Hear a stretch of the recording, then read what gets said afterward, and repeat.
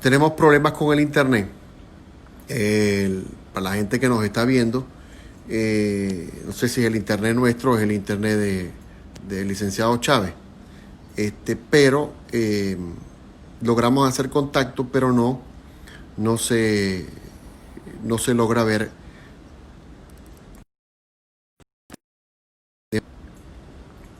de manera normal como lo hace todo el mundo, pero el internet a veces no funciona en algunos sitios como uno espera. Entonces, esta situación, se presenta esta situación con el tema del internet. Pero hoy de que conversamos con el licenciado Chávez lo vamos a hacer. De que conversamos con él lo vamos a hacer. Sí, aunque tengamos que pregrabar la entrevista por otras vías.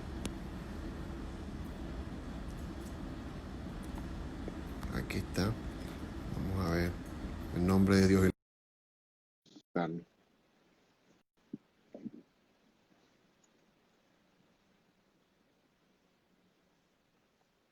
Ahora, Germán, ¿me ves? Aquí lo escucho perfecto. Ok, Lo que no entiendo es por qué no se ve la imagen. yo Pero, tampoco. pero sí, no sabemos, pero esto es una vía que se ha convertido en la vía más expedita para las entrevistas. Parece que es problema, no sé si será mi conexión a internet, que de seguro puede hacerlo, pero también a esta hora mucha gente también utiliza la plataforma de Instagram para conectarse. Entonces, Ujú. eso pudiera estar causando el problema. Pero bueno, vamos en provecho de la conexión, porque me atrevería a decir que parece que todas las energías de que las cosas no se sepan de Lester Toledo como que están puestas para que las cosas no salgan, ¿no? Es lo que, es lo que parecería. Pero bueno, aquí estamos otra vez. A usted le salió ahí, a mí me dice conectando, pero bueno, Germán, ¿me escuchas? perfectamente, lo escucho perfectamente, Pero no veo la cámara, no. pero no lo vemos sin que las brujerías de Toledo. No ¿Será los que vemos. conversemos de esa forma? ¿Será que lo hagamos de esta forma? Y bueno, Claro. así aprovecho el tiempo para cumplir con la gente a la que le anunciamos la entrevista, ¿no? Es bastante raro esto, primera vez que ocurre, pero la gente dice que copia la transmisión perfectamente. Ok.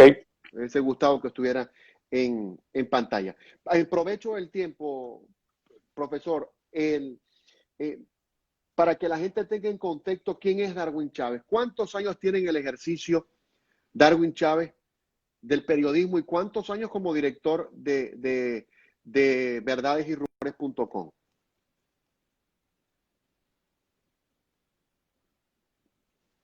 Parece que se nos fue el audio ahí.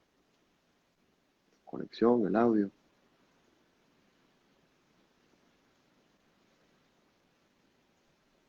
¿Me ves Ahora ahora? sí. Porque, Ahora es sí. que se corta, no sé, me cortó y volví a ingresar. No, pero ahí está. Por lo menos está en pantalla y ahí vamos a esperar a ver si el internet estabiliza y podemos de esa manera mantener la conversación. Pero por lo menos está en pantalla y la gente lo está escuchando. Escuché tu pregunta inicial. Sí, Tengo más de 25 años de experiencia como periodista. Trabajé en el diario Panorama en los tiempos de gloria del periódico y desde el año 2013 creé el portal verdadesyRumores.com. Sin embargo, la columna Verdades y Rumores nació en el año 2004. Se comenzó a publicar inicialmente en el semanario Informe, que era un semanario de investigación periodística que me correspondió dirigir hasta el año 2010. Entonces en el 2010 hice una pausa, 2011 regresé a través de biendateado.com y en el 2013 nació verdadesyRumores.com. pues que, Además, por supuesto, 18 años de experiencia como docente de periodismo en la Universidad Rafael Belloso Chacín en Maracaibo. pues que la columna Verdades y Rumores da origen al portal digital de noticias Es y de correcto. opinión Verdades y Rumores. Esto para poner a la gente en contexto, porque a veces los periodistas que comienzan a hacer denuncias comienzan a ser cuestionados por la misma gente que las que son denunciados para desmeritarlos, ¿no? Para quitarles la, la, la, el, la importancia que en cuanto a opinión tienen desde el punto de vista periodístico, y quise comenzar con esa pregunta para que la gente sepa de quién se trata y de qué estaremos hablando el día de hoy con respecto a las denuncias sobre Lester Toledo. ¿Cómo llegan a usted, ya entrando en el tema, las denuncias con respecto a la ayuda humanitaria y el manejo de esta por parte de Lester Toledo? ¿Había hecho alguna investigación anterior sobre este personaje o simplemente le llegaron las denuncias para hacerlas públicas en un momento? Yo vengo investigando a Toledo desde mediados del año pasado, más o menos un año, porque me llamaba mucho la atención el ruido que había en torno a su trabajo como dirigente opositor en el exterior. Pero hace más o menos mes y medio, se comunicó conmigo el señor Marvin Autry con una denuncia que él había elevado hasta la Asamblea Nacional el año pasado. Un diputado lo ayudó con eso, pero ningún jefe de fracción le prestó atención a la denuncia que hacía el señor Autry. Incluso él me informó que había tratado de hacer contacto con 2 medios de comunicación en Venezuela para hacer la denuncia, pero tampoco le prestaron atención. Un parlamentario amigo de ambos le dio mi contacto, él se comunicó conmigo, me entrevisté con él, la primera llamada fue más o menos de 1 hora, hora y media, y me contó los detalles de lo que había ocurrido a partir de febrero del año 2019 con Lester Toledo. Inclusive me envió las evidencias, las pruebas. Me envió los cheques pagados, la factura del envío, me envió el número de cuenta de la empresa que le refirió Toledo. O sea que todos los detalles ahí estaban. Incluso fotografías y videos de la presencia de Toledo con él en la sede de la ONG Project CAR en Houston. O sea que ahí estaban todos los detalles. ¿Qué hice yo? Verifiqué quién era el señor Autry, verifiqué que la ONG, hice el trabajo preliminar normal que se hace en el periodismo, investigar quién es el denunciante. Cuando corroboré quién era el denunciante, verifiqué la documentación que él me envió, seguí el rastro de la empresa, del dinero, y descubrí muchas cosas interesantes, ¿ok? Para que la gente se ponga en contexto. En febrero del año 2019, el señor Autry conoce a Toledo y le informa que él, como representante, como parte de la ONG Project CAR, había logrado reunir en Miami algo así como $5 millones en ayuda humanitaria para Venezuela, que correspondía a insumos y equipos médicos. Eso está todavía, en un galpón de la ONG en Houston. Toledo se interesa en el tema, hacen las coordinaciones para el envío de un primer contenedor a Venezuela. En ese contenedor estaba previsto que se transportaran $500,000 en insumos y equipos médicos destinados al Hogar Clínica San Rafael. Toledo le informa al señor Autry que no tienen los recursos para poder financiar esa logística, y el señor Autry se ofrece para pagarlo de su patrimonio, ¿ok? Ya el señor Autry en aquel momento había cancelado $20,000 a Project CAR correspondientes a los gastos de logística. ¿Por qué gastos de logística? Porque Project CAR recolecta todos esos insumos y equipos médicos en Estados Unidos, y el envío de todo eso para acopiarlo en Miami, por supuesto, tiene un gasto. El señor Autry pagó $20,000 de su bolsillo para que esos insumos médicos estuviesen en Houston, ¿ok? Entonces podemos decir que el señor Autry lo utiliza usted como una alternativa para prender las alarmas de que esa ayuda... Correcto, yo sencillamente fui el canal para que él pudiera hacer la denuncia, ¿ok? Toledo le informa que el dinero para el envío a Venezuela hay que depositárselo a una empresa, y le proporciona al señor Autry los datos de la empresa. La empresa se llama V & Sons Supply.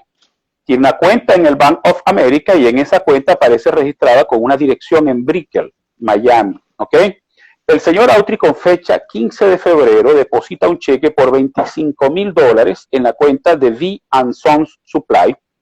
3 días después, el 18 de febrero, esa empresa envía una factura, un invoice, ¿verdad?, correspondiente al pago, y en la factura declara que va a recoger en Houston un contenedor y lo va a enviar a Maracaibo, Venezuela, destinado al Hogar Clínica San Rafael. Fíjate la fecha, 18 de febrero del año 2019. La empresa factura el envío. Hoy, un año, más de un año y 4 meses después, dicha empresa nunca retiró el contenedor. El contenedor sigue en Houston. Y el denunciante reclama dos cosas. La primera, que se hagan cargo del envío de esa ayuda humanitaria a Venezuela o que le devuelvan el dinero. La respuesta de Toledo, además de desacreditarme, de llamarme extorsionador, estafador y cualquier cantidad de cosas, la respuesta de Toledo ha sido decir que el envío, que lo que ellos entregaron en julio del año pasado en el Hogar Clínica San Rafael y en 3 centros de salud adicionales fue esa ayuda humanitaria.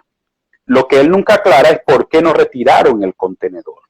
Entonces, el señor Autry reclama, perdón. Que el contenedor a estas alturas, en esta fecha, hoy que estamos a 30 de junio, sigue estando en Houston a la espera de que lo trasladen. Sigue estando en Houston, aunque le quedan pocos días, porque hay un movimiento de venezolanos, incluyendo gente del Hogar Clínica San Rafael, que están trabajando para hacer llegar ese contenedor y mucha más ayuda humanitaria en Venezuela, sin hacer bulla, sin proselitismo político, sin ningún tipo de escándalo, como ellos lo han pretendido hacer. Sin el videíto, ni la fotografía, ni todo. Nada de eso, solamente para ayudar. ¿Ok? No, pero lo que Toledo alega, que él entregó en el Hogar Clínica San Rafael, fue en lo que contenían 4 bolsos que el señor Autry en abril del año pasado le hizo llegar a Miami, porque Lester pidió unas muestras para mostrar esos insumos médicos a la esposa de Juan Guaidó. Esos insumos médicos, esas muestras, las envió el señor Autry en su camioneta a Miami. Entonces Toledo afirma que eso y otras cosas más lo enviaron a Venezuela con los $25,000. Y el señor Autry lo que reclama, yo pagué por el envío de un contenedor que todavía lo tengo depositado, no lo han retirado. Pero despierta. Ahí está la irregularidad.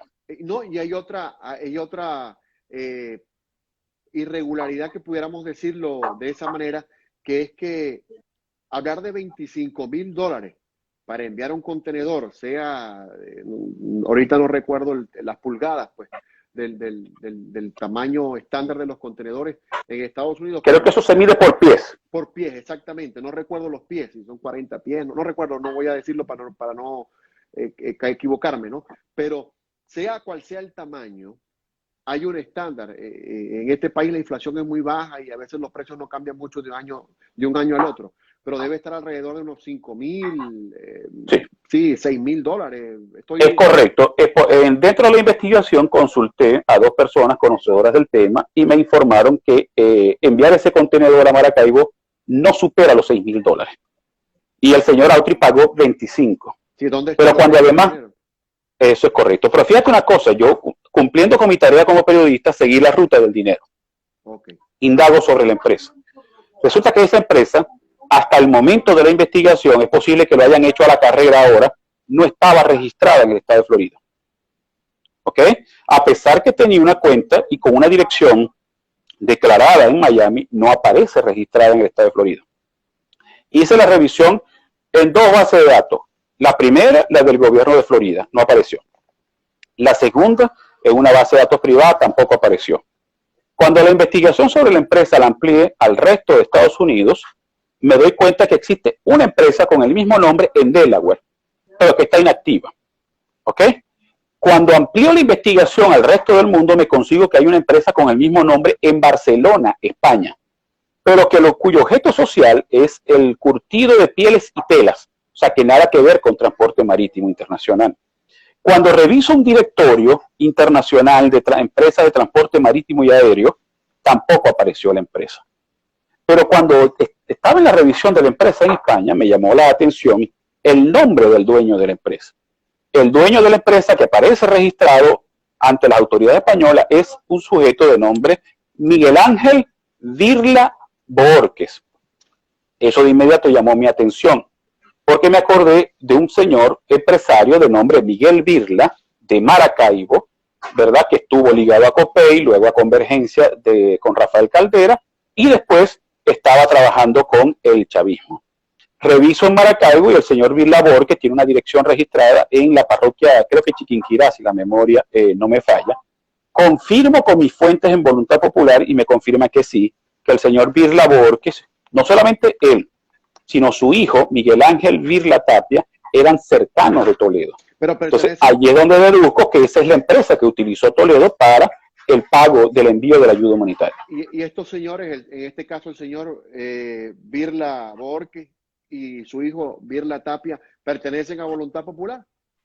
Son cercanos, porque no solamente tienen vinculaciones con Toledo en Voluntad Popular, sino que además participan en el PSV.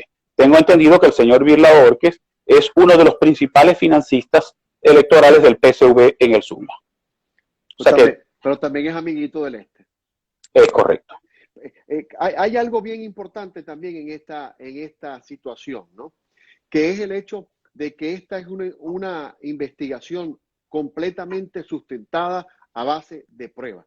Es correcto. Las ediciones de su investigación que han sido publicadas en Verdades y Rumores han sido sustentadas con pruebas. Y como dicen los abogados, a confesión de parte, relevo de prueba. Lester ha dicho que sí, que conoce al señor Austin, que hubo un contacto, ha admitido que la relación existe. Lo que no ha terminado de admitir es qué hizo con el dinero. Que yo creo... Él alega que los $25,000 se utilizaron para el envío de la ayuda humanitaria que entregaron en 4 centros de salud, en un acto donde participó no solamente dirigentes de BP, sino dirigentes de Nuevo Tiempo, de Primera Justicia, de todos los partidos. Pero resulta que además afirma que esa empresa no solamente gastó 25, sino más de $50,000 en el envío de esa ayuda humanitaria. Pero él hasta ahora no ha dado una respuesta firme, no ha explicado, no le ha presentado al señor Autry las evidencias del uso del dinero. Y ahí está, ¿verdad?, la principal incógnita que el Lester Toledo tiene que revelar. ¿Qué es lo que han hecho ellos? Sencillamente anunciar una demanda en contra del señor Autry y en mi contra, además utilizando las cuentas oficiales del gobierno interino, porque lo difundieron a través del Centro de Comunicación Nacional. Allí iba, ¿no? Sin lugar a dudas, digan lo que digan, Lester Toledo fue designado por Voluntad Popular y como parte del gobierno interino de Guaidó para manejar la ayuda humanitaria, en específico a Colombia. Pero desde el año pasado no tiene ese cargo. Sí. Él no es funcionario de gobierno en la actualidad. Sí, porque parece que otras denuncias motivaron el cambio, ¿no? Pero entonces, el decir ahora, no, es que yo no tenía ese cargo, porque es lo que ha dicho en algunas entrevistas, yo no tenía ese cargo o fui separado del cargo porque ahora, según una entrevista que el año pasado le hiciera Pan Am Post, si mal no recuerdo, él decía que él se estaba dedicando ahora a la asesoría política, como asesor de campañas políticas en Latinoamérica. Pero no podemos dejar a un lado de que es parte de Voluntad Popular y del gobierno interino. ¿Ha habido algún comentario, alguna opinión respecto a esta situación por parte de Voluntad Popular o de los dirigentes? Oficialmente no, pero ha habido 2 reacciones. La primera, la solidaridad automática, ¿okay? Que es una herencia, por supuesto, nefasta de la Cuarta República. Pero hay sectores dentro de Voluntad Popular que han estado muy preocupados durante mucho tiempo por el ruido que hay en torno al Lester. Me solicitaron personalmente que enviara tanto el contacto del denunciante en Estados Unidos como las pruebas que yo tenía. Ya esas pruebas están en manos de ellos. Tengo entendido que hay una discusión interna en Voluntad Popular sobre esa denuncia, pero el señor Leopoldo López está bloqueando cualquier tipo de investigación interna porque él siempre ha protegido a Toledo en este tipo de denuncias. Podemos decir que hay como una especie de intención de echarle territa al tema y no tocarlo más. Es correcto. Ahora bien, ¿por qué se hace uso de lo que pudiéramos decir? Hay que estar claro, en Venezuela estamos ante la presencia de 2 presidentes, de 2 asambleas nacionales, de organismos paralelos.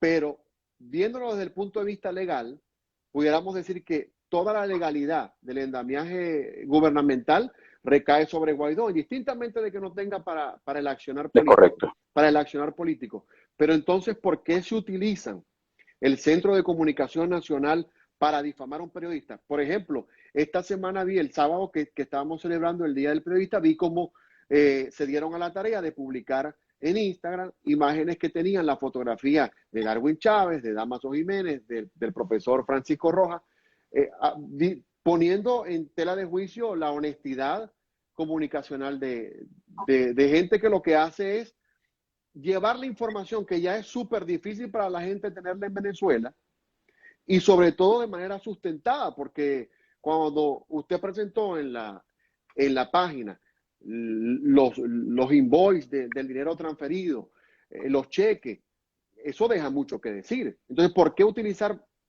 por decirlo así, medios del Estado para atacar al mensajero? Esa es una excelente pregunta. Incluso varios periodistas que se sorprendieron por el uso de las cuentas oficiales del Centro de Comunicación Nacional consultaron a Alberto Federico Rabel, que es el coordinador del centro, sobre el uso de esas cuentas. Entiendo que él no tiene nada que ver, fue otra persona, él dio las explicaciones de rigor. Pero sí ha habido una campaña muy fuerte de descrédito, llamándome extorsionador, que es el principal argumento que ellos utilizan, que yo tengo 3 años tratando de extorsionar al este de Toledo, cuando hace 3 años sencillamente yo apoyaba a Toledo en varias de las cosas que él hacía indirectamente. Me parecía que tenía futuro, que me parecía que tenía pasta para convertirse en un líder de las nuevas generaciones en el Zulia, y apenas hace un año, más o menos, un año un poco más, que vengo denunciando cosas que ocurren en torno a Toledo. Entonces, la acusación siempre ha sido: Darwin Chávez es un extorsionador, Darwin Chávez es un estafador. Incluso han llegado a cometer el atrevimiento de decir que durante mis 18 años como docente en la Universidad Rafael Belloso Chacín, yo, supuestamente según ellos, yo soy homosexual y cobraba, ¿verdad?, con los favores sexuales a estudiantes varones para pasarles la materia. Tú fuiste mi alumno, sabes que eso es absolutamente falso, pero ellos parte de la campaña de crédito y cometieron además el exabrupto de involucrar a Damaso Jiménez y a Francisco Rojas, que son 2 grandes amigos, en algo en lo cual ellos no tienen nada que ver. Pero lo que indica eso es una señal un síntoma de la preocupación y la desesperación que la denuncia ha generado en ellos, y por eso actúan de esa forma. Y que se les ha presentado como un boomerang, porque una noticia que podía pasar desapercibida por muchos, porque vamos a hablar desde el punto de vista, va a ser honesto, hay muy poca gente que en Venezuela puede tener acceso a un computador para leer una columna o visitar un medio digital, porque por los problemas de la electricidad, por el internet, las denuncias pudieran haber quedado ahí, como una denuncia. Pero fíjate, usando el mismo argumento de ellos. ¿Qué alegan ellos? Que ni a verdades y rumores la visita nadie, ni que mi columna lo lee nadie. Sí. Si eso es cierto, ¿por qué la reacción en cadena que han tenido? Pero además, ¿por qué le dieron volumen a una denuncia que ya se iba a diluir entre tanto rollo que hay en Venezuela? El martes pasado ellos cometieron un error, que fue darle volumen a la denuncia, replicar la denuncia, y sencillamente eso ha generado el interés de muchos otros comunicadores a nivel de Venezuela y a nivel internacional que se están interesando en la denuncia. Entonces, la responsabilidad de lo que ha venido ocurriendo en los últimos días es culpa de ellos mismos, porque cometieron un error, un desliz. Sencillamente, ahí lo que correspondía, si tú eres verdaderamente un consultor político, sabes que lo que tienes que pasar tranquilo, pasar agachado, como decimos en nuestros términos, y que la denuncia se diluye en medio del fragor, de la intensidad de la opinión pública. Ellos le dieron volumen y ahí están las consecuencias. No, de hecho, ya la denuncia se había agotado, ya todo se había presentado, todas las evidencias, no había nada más que explicar. Ahora ellos se encargaron de darle volumen y, por supuesto, eso arreció la campaña de descrédito, de criminalización del trabajo periodístico. No, y quiero dejar en claro que si Lester Toledo, tengo entendido que vive en Estados Unidos, que está por acá por Houston, quiere participar en esta modesta ventana comunicacional, tiene la oportunidad, porque la intención de esta entrevista es poner en el punto en el que debe estar el ejercicio de nuestra profesión. Porque ¿qué pasa? Que en la actualidad nosotros como periodistas, que nos las estamos ingeniando por hacer el trabajo, estamos siendo cuestionados, que ya lo éramos por los rojos, por los bagres rojos, y ahora estamos siendo cuestionados también por opositores, porque no se puede hablar mal en una columna, y lo digo yo de este lado que escribo para otras columnas, además de verdadesyRumores.com, para el Venezolano News y ahora para algunos portales en Argentina. Gracias a Dios no he tenido filtro, ¿no? No he tenido ningún problema en las cosas que digo. Pero a veces cuando tú cuestionas a un opositor, la gente te dice, oh, porque estás hablando mal de Guaidó, pero es que hay que cuestionarlos a todos. Es correcto. A todos. Y eso es lo que mucha gente no entiende. La gente viene y el concepto que se crea es que uno lo está haciendo por dinero. Y es totalmente falso. Por eso que aclaré al principio que muchos de los que estamos fuera vivimos gracias a profesiones alternas. Por ejemplo, en mi caso trabajo en Estados Unidos en un warehouse que maneja maneja la logística, ¿no? Importación y exportación. Usted se desempeña en otras lides. Los que mejor, y esto no lo digo en menosprecio de nadie, pero los que mejor están, y hay que ponerles el ojo, son algunos políticos de oposición que viven en el exterior. Es correcto. Fíjate que tú tienes mucha razón, porque una de las críticas que se me ha hecho en ciertos grupos de WhatsApp, los dirigentes políticos, es que yo debo atacar solo al gobierno. Entonces yo me pregunto, ¿será que si yo solamente ataco al gobierno y paso por alto las irregularidades que cometen en la oposición, no estoy violando el código de ética? Claro. Por supuesto que sí. Yo tengo que señalar al gobierno, por algo salí de Venezuela. Claro. Yo no salí de Venezuela a hacer turismo. Yo tuve que salir de Venezuela con toda mi familia porque era un perseguido por parte de los organismos de inteligencia. En tres ocasiones el SEBIN me investigó. La última fue en julio del 2018 y yo tuve que preparar mi salida a partir del mes de octubre porque como no me habían logrado conseguir nada, ya tenía una advertencia de que me iban a fabricar algo. En dos ocasiones, Francisco Arias Cárdenas solicitó a la universidad privada donde trabajé 18 años que me despidieran porque yo era un enemigo del gobernador de él. Afortunadamente las autoridades de esa universidad, y todavía hoy se los agradezco, aguantaron los reclamos, resistieron las peticiones y no me despidieron. Entonces, yo no salí por hacer turismo, yo salí porque yo soy un crítico acérrimo de la revolución bolivariana, pero también tengo que ser un crítico acérrimo de aquellos dirigentes de la oposición que, valiéndose del sufrimiento de la población venezolana, cometen actos irregulares en cualquier parte del mundo.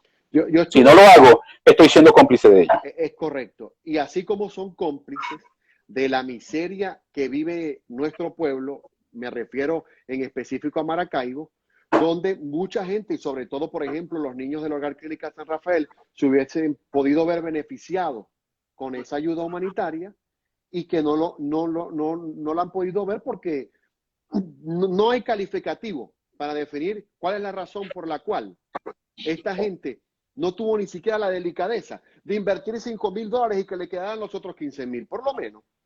Es correcto, desafortunadamente. Y lo peor del todo es que el señor Autry hizo las gestiones ante la embajada de Carlos Vecchio para eso y tampoco nunca le prestaron atención. O sea que ha habido desidia total en esta materia. Ese es otro tema del que podemos hablar cuando hablemos del ejercicio del periodismo, porque aquí en Estados Unidos y en especial en Miami, donde yo estoy, hay un grupito de periodistas que se han dado la tarea de solo cuestionar a los que hablamos en contra del gobierno, e incluso en contra del embajador Carlos Vecchio, porque, bueno, ya tienen negociados puestos dentro de la embajada si el gobierno de Maduro llega a caer, y entonces los que hablamos en contra, o deformamos la gestión de ellos. Esas son noticias que no se deben. Mira, yo, en mi caso, yo nunca he sido un crítico acérrimo de Guaidó. Siempre he creído que podía tener la oportunidad de adelantar una transición en Venezuela. Siempre lo he creído. Creo que lamentablemente no ha logrado los objetivos y que ya su tiempo se está diluyendo. Pero yo nunca he sido un crítico acérrimo de Guaidó. Nunca he sido parte de lo que ellos mismos llaman como el eje del mal, que son esos periodistas que ellos han venido agrupando en el eje del mal porque son críticos de Guaidó. No, yo no soy crítico de Guaidó, pero sí tengo que ser crítico de los errores que están cometiendo muchos dirigentes de oposición. Entonces alegan de que a mí me pagan para criticar a Toledo. Entonces yo digo, bueno, entonces ¿será que también me pagan para criticar a Manuel Rosales, para criticar a Primero Justicia y a Juan Pablo Guanipa, para criticar a Omar Prieto, para criticar a Maduro? Entonces resulta que ese es el argumento que de siempre. Y resulta que yo no vivo del periodismo, como tú lo decías, yo soy periodista, pero además tengo un posgrado en marketing, porque me dediqué a estudiar, me dediqué a formarme, yo vivo de eso. Mi familia y yo, con nuestros ingresos, vivimos con mucha tranquilidad y dignamente en Santiago de Chile. Yo no necesito el dinero de ningún político para poder vivir y cubrir nuestros ingresos. Pero ese es el argumento que ellos siempre utilizan para tratar de desacreditar, no solamente a mí, a cualquiera. Fíjate cómo están señalando lo mismo con Damaso Jiménez y con Francisco Rojas, que no tienen nada que ver con esto. Son mis amigos, hago un programa los fines de semana que se llama De Norte a Sur y conversamos muchísimo, pero ellos no tienen nada que ver con la denuncia. Pero hay otro tema importante, que es el que no se puede dejar fuera de todo esto. Es el hecho de que esta noticia, estas denuncias, involucran a Lester Toledo. Y necesariamente, quieran o no, involucran al gobierno interino de Juan Guaidó. Claro. No, ya sabemos que no ha habido un pronunciamiento por parte de Voluntad Popular, pero algún personero del gobierno de Guaidó ha tenido algún contacto con usted para hacerse de las pruebas, para conversar sobre el tema. Sí, directa e indirectamente lo ha habido. O sea, directamente me han escrito preguntando por la denuncia, que presentara las pruebas, se las entregué. E indirectamente sé de algunos cercanos a Guaidó que, por ejemplo, han solicitado los videos de las entrevistas que concedí, por ejemplo, a Maybol Petit y a Patricia Poleo. O sea, sé que hay un sector de Voluntad Popular y del gobierno de Guaidó que tiene interés en atender el caso, pero hay un gran obstáculo que se llama Leopoldo López. ¿Y ha habido algún medio de comunicación?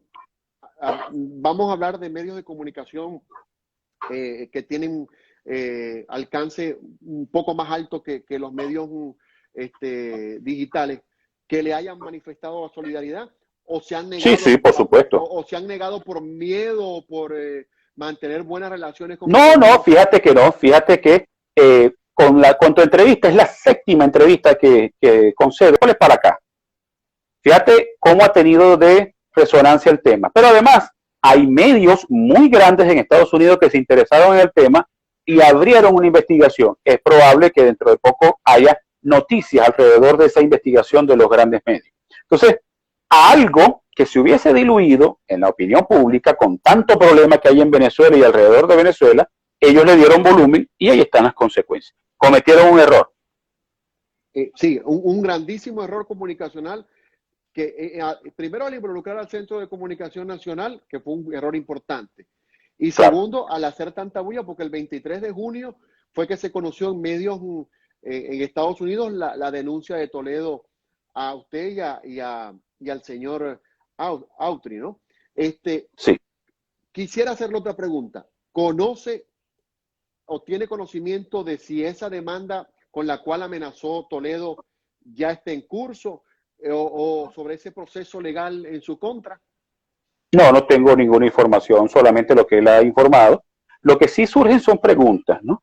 Él dice que tiene un equipo de abogados trabajando en eso. ¿Cuánto cuesta eso en Estados Unidos? Eso cuesta mucha plata. Ah, bueno, ¿cuánto cuesta eso y de dónde va a salir el dinero? Entonces, vale la pena preguntarse de dónde va a financiar Toledo esa presunta demanda. Sí tengo entendido que el señor Autry, por su parte, está planificando acciones judiciales. ¿Cuáles son? No sé, porque él no me ha dado detalles, no tiene por qué darme detalles sobre eso, para que no crean que tampoco es que la relación del señor Autry conmigo es una confabulación contra Toledo. No hay ninguna confabulación. Él lo que quiere es que esa ayuda humanitaria llegue a Venezuela. Sencillamente lo que ha recibido son campañas de descrédito, llamándolo mentiroso y también estafador. Bueno, pero a propósito de la pregunta que usted se hace, ¿de dónde pudiera salir el dinero de Toledo, no? Yo me tomé la iniciativa de investigar un poco sobre ese tema de Toledo y la ayuda humanitaria. Y me conseguí con un trabajo que invito a la gente que nos está viendo en el Panam Post. El trabajo tiene fecha del año 2019, de una entrevista que le realizara Orlando Avendaño. Y hay varias cosas que me causaron suspicacia, sobre todo porque no se aclaran, no son aclaradas por Toledo. Él dice en esta entrevista que él logra salir del país con la historia que puede involucrar su salida porque era perseguido del gobierno de Chávez y en este caso del heredero Nicolás Maduro. Él logra salir del país con la historia que involucró su salida. Pero él dice que él obtuvo una ayuda por parte de Freedom House de $15,000 para él instalarse en Estados Unidos. En este caso, me imagino que donde lo hizo primero fue en Miami. $15,000 no duran mucho para mantenerse en Miami. Vamos a estar claros por ahí. Luego, él en la entrevista hace algunas revelaciones y hubo una que hizo que me causó mucho ruido, que es donde él dice que él pertenece a una élite política opositora que disfruta de algunos beneficios. Sí, ¿y cuáles son esos beneficios? Entonces él dice que de ayuda de algunas personas, que tienen relaciones, no habla de beneficios monetarios, pero lo que me causó mucho más ruido fue que él dice que sí, es que nosotros pertenecemos, yo pertenezco a una élite opositora de gente que preparada, que habla inglés, que tiene, que consigue ayuda pues de algunas personas de algunas personas que ayudan a la oposición pero no dicen nombre, que lo sabemos que existen, pero lo que me despierta suspicacia es el hecho de que él dice que es una élite opositora. Entonces, luchamos nosotros contra bandidos de cuello rojo y bandidos de cuello blanco, fue mi conclusión al respecto. Desafortunadamente sí. No podemos generalizar y acusar a toda la oposición, pero sí hay personajes que tienen muchas cosas que explicar dentro de la oposición y ese es el trabajo que nosotros debemos hacer como periodistas. Mostrarlos, difundirlos, decir quiénes son y que tengan que dar esas explicaciones. Incluso me tomé la tarea de investigar cuánto pudiera ser el dinero que gana un consultor político a nivel internacional. Y por el trabajo que realizan, pudiéramos estar hablando de entre $500,000 americanos y por el que cobra mucho, el que es súper destacado y tiene múltiples campañas electorales ganadas, etcétera. $500,000 podía cobrar.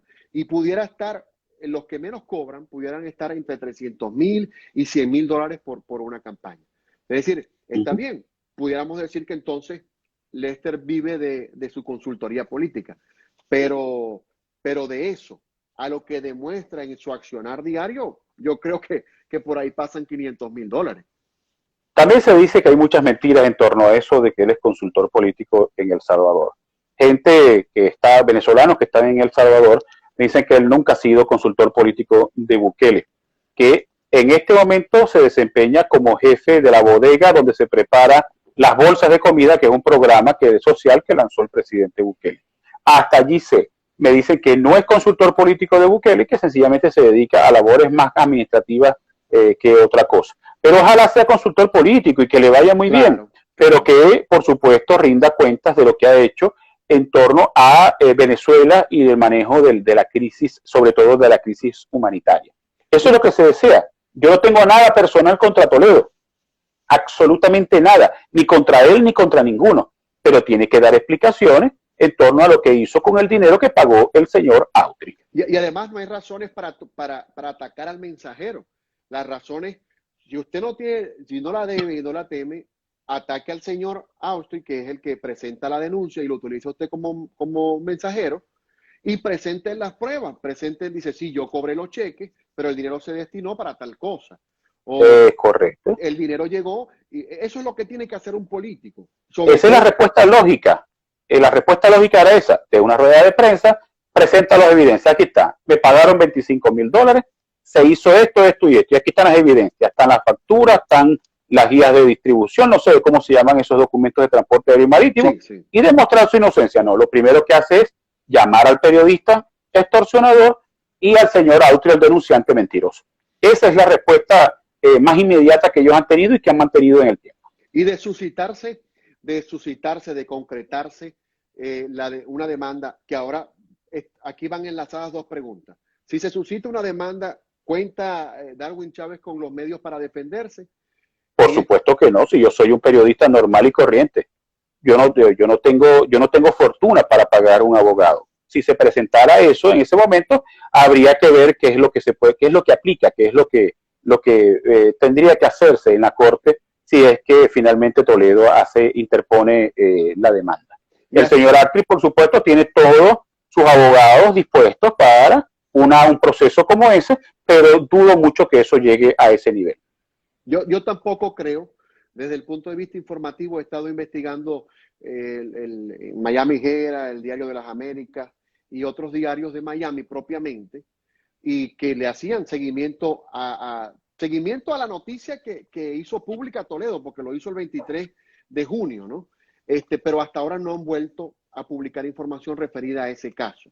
Pero ha tenido, que esta es la otra pregunta que enlazaba con la anterior, ¿ha habido respuesta solidaria, comunicación por parte del CNP en nuestra seccional en el No, por supuesto, conmigo se ha comunicado el colega Leonardo Pérez Álvarez, secretario general del CNP Zulia. Mira, ha habido solidaridad de sectores de la Iglesia Católica, sectores políticos, mira, dirigentes políticos con los cuales no conversaba desde hace mucho tiempo, me han llamado para mostrar su solidaridad, empresarios, exalumnos, colegas, comunicadores. O sea, ha habido de verdad una gran solidaridad en esta campaña de descalificación que ha emprendido Toledo en mi contra. De verdad que ha sido, me ha llamado personas que tenían mucho tiempo sin poder conversar con ellos. De verdad, incluso personas que no conozco me defienden en las redes sociales y en los grupos de WhatsApp de los ataques del equipo más cercano de Toledo. De verdad que no me puedo quejar en cuanto a la solidaridad que recibimos. Bueno, entonces, y por supuesto, va a seguir contando con la solidaridad de todos y por supuesto de la opinión pública, porque todo indica, y no estamos culpando a nadie, pero todo en cuanto a pruebas indica de que hay cosas que aclarar, simplemente, cosas que aclarar. Nada más. Nada más. Eso es todo. Que aclare la situación y si él tiene la razón, perfecto. Él tiene la razón, se le dará su derecho a réplica en los mismos términos que se hizo la denuncia y no tengo ningún problema. Pero él tiene también que responder porque me ha llamado extorsionador sin tener ninguna prueba para eso. Yo quiero que me demuestre en qué momento y cómo yo intenté extorsionarlo, cosa que es absolutamente falsa con él y con cualquiera.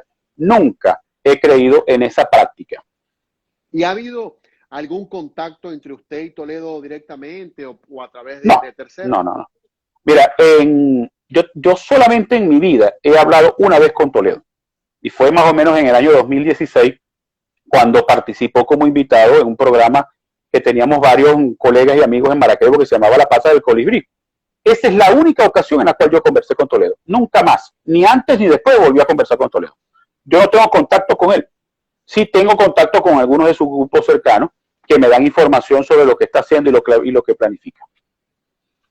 Pues bueno, reitero, como lo decía anteriormente, si hay la posibilidad y sobre todo que por lo menos está en territorio americano, si es que está, porque se dice que viaja constantemente, esta ventana está abierta para que él diga si es verdad o es mentira de lo que hemos hablado el día de hoy. Ya cerrando el tema de Toledo, profesor, el pasado sábado celebramos el Día del Periodista, pero quería conocer cómo se siente o hasta qué punto ha cambiado, pudiéramos decir, el ejercicio del periodismo ahora que usted no lo hace desde Venezuela, sino desde el exterior. ¿Cómo considera usted que ha cambiado la forma de hacer periodismo en la actualidad para los periodistas venezolanos? Pero, Germán, los periodistas venezolanos en medio de la censura y de la persecución del oficialismo nos ha tocado reinventarnos. Mira, yo soy un hombre de periódico de papel. Yo me formé mis primeros años como graduado en Panorama, con el periódico en papel, con las manos llenas de tinta, y me tocó reinventarme. Me tocó reinventarme y crear un portal digital cuando yo nunca pensé que lo iba a tener. Y me ha ido muy bien, afortunadamente, a pesar de que mis detractores dicen que no me lee nadie. Entonces, aquí nos ha tocado reinventarnos para seguir haciendo el trabajo, y lo estamos haciendo con dificultades. Algunos desde Venezuela con muchos sacrificios, con muchas amenazas, otros desde el exterior también compensando el tiempo, porque tenemos que balancear el tiempo entre el trabajo que nos permite vivir y el trabajo periodístico, que es un servicio público, una vocación. Pero nos ha tocado reinventarnos y yo creo que nos ha salido bien. Yo creo que han surgido nuevas oportunidades que han permitido que portales como, por ejemplo, Armando.info, El Pitazo, Efecto Cocuyo, Surja y muchos otros más hayan surgido para tratar de darle luz a la oscuridad que el oficialismo y un sector de la oposición quieren colocar ante la opinión pública venezolana. Yo creo que han sido tiempos de muy tormentosos, muy conflictivos, pero que el saldo ha sido bastante positivo. Nos ha tocado reinventarnos y yo creo que en esa reinvención nos ha ido muy bien, nos ha ido bastante bien y seguimos haciendo el trabajo. Ojalá dentro de poco nos podamos volver a reunir en Venezuela y seguir haciendo el trabajo desde nuestra tierra. Sí, porque hay que admirar enormemente el trabajo que hacen nuestros colegas desde Venezuela, porque muchos pudieran estar presos Es correcto. o muchos pudieran estar enfrentando lo No, que... y no solamente eso, Germán, sino que les toca hacer periodismo sin gasolina, sin electricidad, sin tener alimentos en su casa, y siguen haciendo el esfuerzo, siguen haciendo esa titánica tarea de cumplir con los venezolanos llevando la información.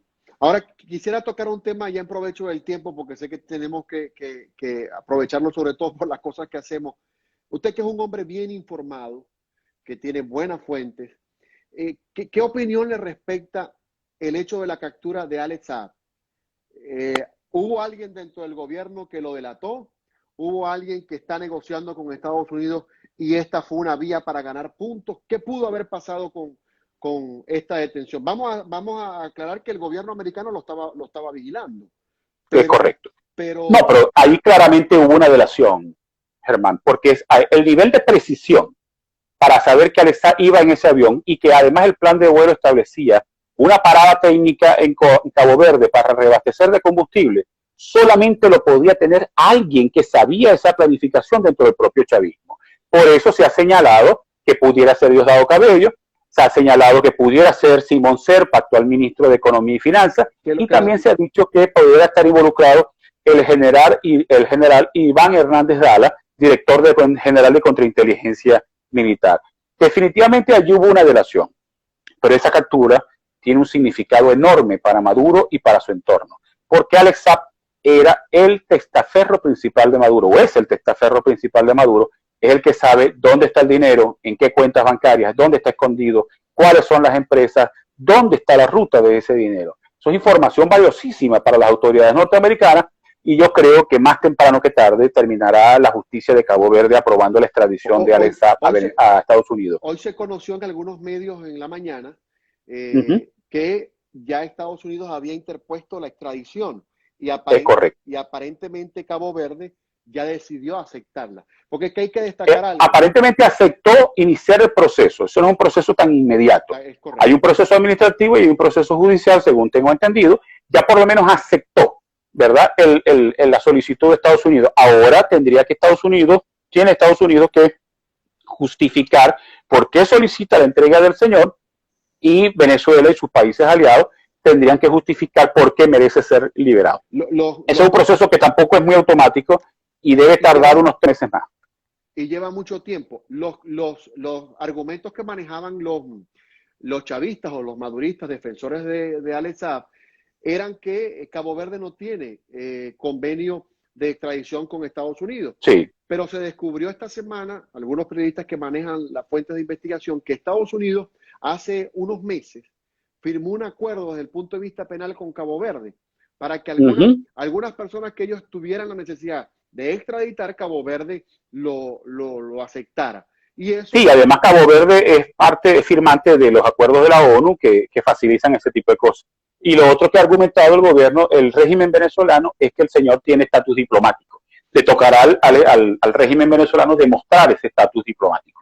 Yo creo, y es mi opinión y mi inferencia, que ya Estados Unidos perdió mucho desde el punto de vista diplomático cuando se le presentó el caso contra Carvajal, ¿no? Y el volver a pasar por una situación similar, que es el escenario que estamos viendo ahora, dejaría muy mal visto al trabajo diplomático del gobierno. Yo creo que en esta ocasión están mejor preparados y está el fiscal de Estados Unidos está encabezando el equipo para lograr la extradición de Saab. Yo creo que eso se va a lograr. Claro, hay que esperar. No puede ser tan rápido como muchos de nosotros creemos y además aspiramos. Y sí se confirmó la especie de la detención de Simón Serpa por esta situación, ¿no? Sí, aparentemente está retenido todavía bajo interrogatorio por esa situación. ¿Y qué se sabe de Iván Hernández Dala?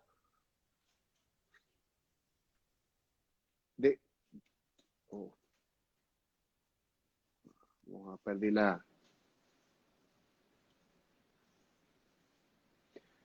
Vamos a restablecer la conexión, perdimos la conexión ahí. Una de las preguntas más importantes sobre el caso de Alex Saab, que nos tumbó ahí el cierre de la entrevista.